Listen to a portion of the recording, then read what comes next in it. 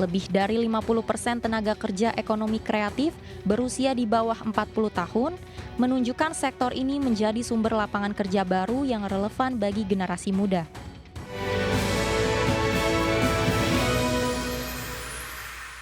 Terima kasih Anda masih bergabung sama kami. Menteri Ketenagakerjaan Yassin memastikan Presiden Prabowo Subianto telah menandatangani peraturan pemerintah yang memuat rumus kenaikan upah minimum provinsi hingga upah minimum sektoral kabupaten kota. Iya, pemirsa, pemerintah meminta gubernur wajib menetapkan upah minimum provinsi tahun 2026 sebelum 24 Desember. Menteri Ketenagakerjaan Yassin memastikan Presiden Prabowo Subianto telah menandatangani peraturan pemerintah tentang pengupahan yang memuat rumus kenaikan upah minimum provinsi hingga upah minimum sektoral kabupaten kota. Menakar menyebut pemerintah mempertimbangkan aspirasi banyak pihak, terutama serikat buruh, sebelum akhirnya memutuskan rumus besaran kenaikan upah.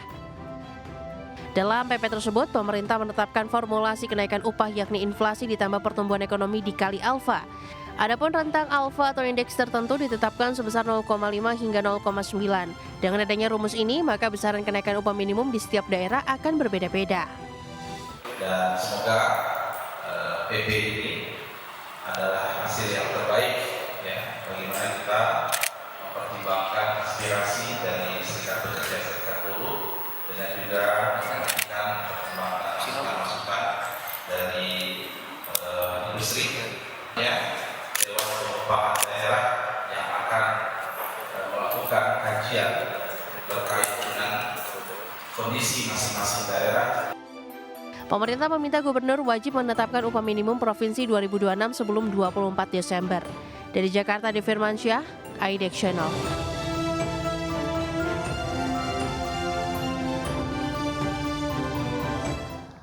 Ya, berikutnya pemirsa, Badan Pusat Statistik melaporkan jumlah pekerja ekonomi kreatif mencapai 27,4 juta orang. Ya, lebih dari 50% tenaga kerja tersebut berusia di bawah 40 tahun, menunjukkan sektor ini menjadi sumber lapangan kerja baru yang relevan bagi generasi muda. Badan Pusat Statistik melaporkan jumlah pekerja ekonomi kreatif mencapai 27,4 juta orang atau 18,7% dari total penduduk bekerja, serta melampaui target 2025 sebesar 25,55 juta orang. Lebih dari 50% tenaga kerja ekonomi kreatif berusia di bawah 40 tahun, menunjukkan sektor ini menjadi sumber lapangan kerja baru yang relevan bagi generasi muda.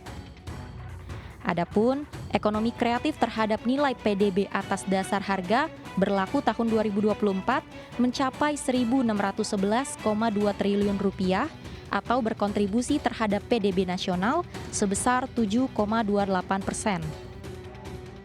Sementara pada aspek ekspor, sektor ekraf mencatatkan angka mencapai 26,68 miliar dolar Amerika atau 11,96% dari total ekspor non-migas nasional per Januari hingga Oktober 2025. Subsektor fashion menjadi penyumbang terbesar dengan nilai 14,86 miliar, disusul Kria sebesar 11,1 miliar dolar Amerika. Amerika Serikat masih menjadi tujuan utama ekspor, diikuti Swiss dan Jepang. Berbagai sumber IDX Channel. Ya, bisa dalam menyikapi dampak ekonomi bencana Sumatera, Bank Indonesia mengestimasi tekanan ekonomi akibat bencana banjir dan longsor yang melanda Aceh, Sumatera Utara, dan Sumatera Barat akan memberikan dampak negatif terhadap perekonomian Indonesia. Ya, Deputi Gubernur Bank Indonesia Aida S. Budiman menyampaikan bahwa dampak ekonomi akibat bencana Sumatera diperkirakan menurunkan produk domestik bruto atau PDB sekitar 0,017%, di mana telah terjadi hilangnya aktivitas ekonomi selama 32 hari di 3 provinsi terdampak bencana. Aida menjelaskan penghitungan dampak bencana cukup kompleks karena tidak hanya melihat sisi ekonomi, tapi juga harus mempertimbangkan aspek sosial. Bahkan dalam konteks ekonomi terdapat berbagai dimensi yang perlu diperhitungkan, mulai dari hilangnya aset ataupun nilai aset, penurunan produktivitas, terhentinya aktivitas ekonomi hingga potensi dampak positif dari kegiatan rekonstruksi pasca bencana. Meski demikian, Bank Indonesia tetap optimistis pertumbuhan ekonomi Indonesia sepanjang tahun 2025 ini berada di kisaran 4,7 hingga 5,5%. Dampaknya itu kepada perekonomian memang agak negatif, tetapi karena tadi masih perhitungan sementara, dalam PDB setahun ini perkiraannya baru minus 0,017%. Untuk inflasi, belum bisa langsung melihat kepada ketiga provinsi karena kita harus menunggu bagaimana survei dari BPS, tapi Bank Indonesia punya survei pemantauan harga baru pada minggu pertama. Proyeksinya kelihatannya memang sedikit lebih tinggi, tetapi barang-barang yang seperti beras, telur ayam, bawang yang menjadi penyebab tingginya volatile food di bulan kemarin.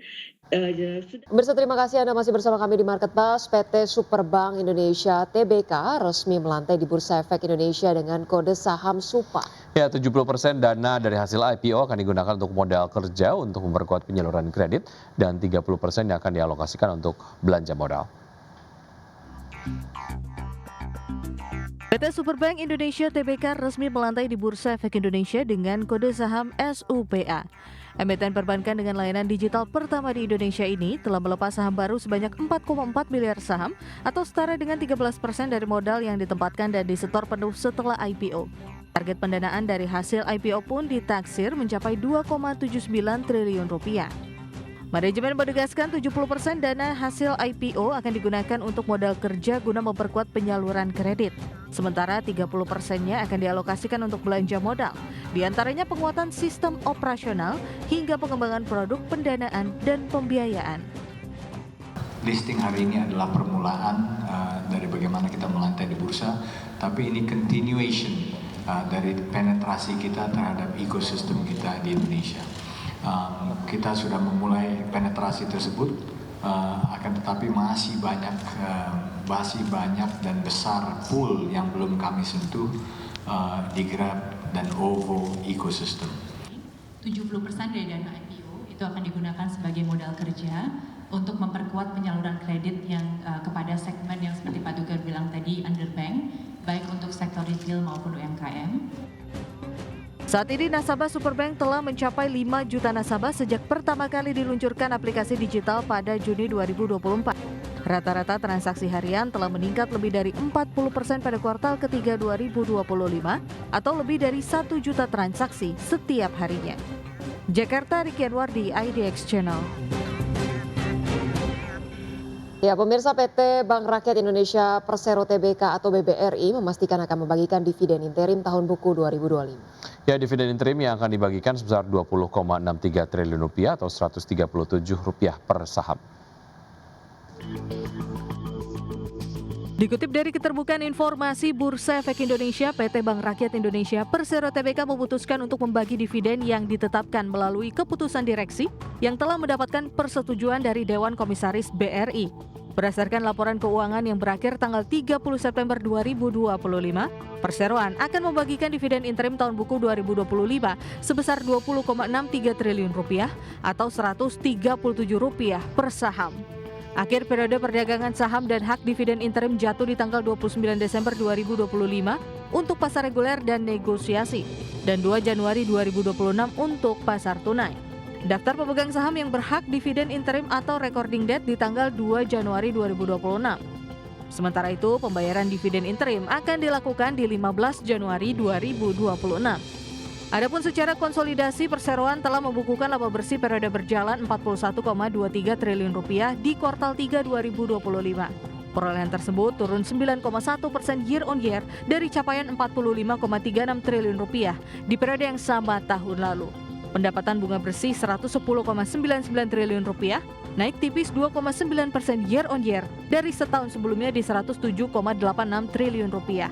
Penyaluran kredit tercatat di 1.438,11 triliun rupiah, tumbuh 6,26% year on year. Berbagai sumber IDX Channel.